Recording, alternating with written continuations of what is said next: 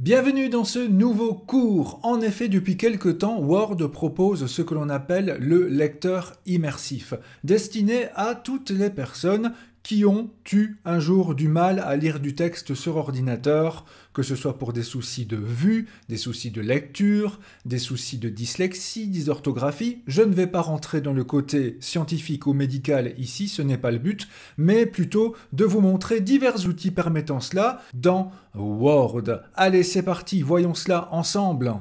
Voici donc, comme toujours, un document exemple, et si nous allons dans l'onglet Affichage, et ensuite, dans la partie Immersion, nous avons tout d'abord le focus que nous avons déjà vu dans l'une des vidéos précédentes, permettant une meilleure concentration pour rédiger ou lire un document, mais nous avons aussi les outils d'apprentissage. Allons voir cela, et là nous découvrons divers outils répondant à différents troubles ou difficultés de lecture.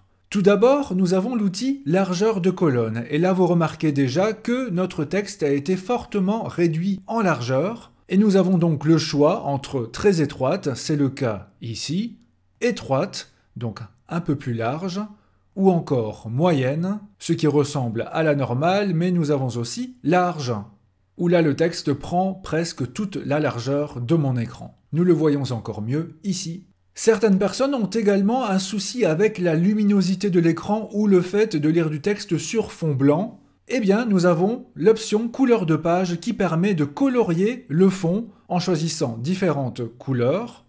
Certaines sont proposées ici, mais nous pouvons aussi aller dans autres couleurs et choisir la teinte exacte, notamment dans personnaliser. Si par exemple il faut un rouge pétant, je clique ici et ensuite sur cette nuance-là, OK, et voilà, c'est très rouge comme vous le voyez. Mais dans couleur de page, ce que l'on peut remarquer aussi, c'est que si nous choisissons le noir, le texte, heureusement, lui, devient blanc pour être bien lisible. Donc voilà un moyen simple d'avoir un fond un peu plus sombre.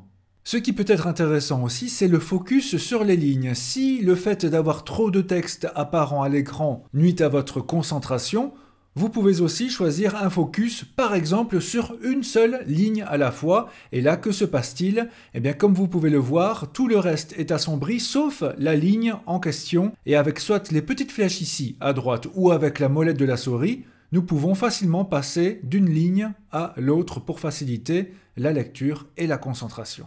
Maintenant, vous l'avez vu, nous avons aussi le choix entre 3 lignes à la fois, comme vous le voyez ici, ou encore 5 lignes à la fois, c'est possible aussi. Évidemment, il inclut les espaces, les lignes vides dans ces 5 lignes.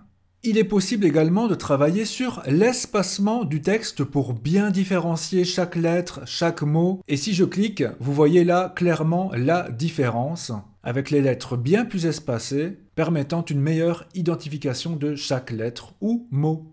S'il est difficile de différencier les syllabes, notamment des mots les plus longs, alors vous pouvez cliquer sur syllabes, et si je zoome un peu, là vous voyez par exemple pour ces mots-ci, la séparation de chaque syllabe par un petit point, formation, organisé, et vous avez aussi la possibilité de faire lire votre texte à voix haute. C'est très simple, il suffit de cliquer au bon endroit, ici par exemple au début de ce paragraphe, et de cliquer sur lecture à voix haute, et vous entendrez.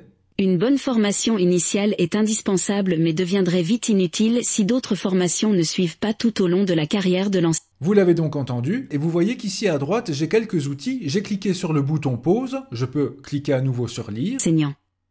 Les nouvelles technologies se développent. Voilà. Le bouton allant vers la gauche permet de revenir au début du paragraphe ou si je clique 2 fois, d'aller au paragraphe précédent. Le bouton à droite, lui, permet de passer au paragraphe suivant, si je clique dessus. Qualité et fréquence. Voilà. En réalité, comme vous pouvez le constater. Alors vous avez aussi un petit outil ici, le paramétrage, permettant de choisir la vitesse de la lecture. Si la lecture vous paraissait un peu trop rapide, voilà, je réduis un peu. Réessayons. Formation organisée, mais le problème est identique que pour la formation initiale.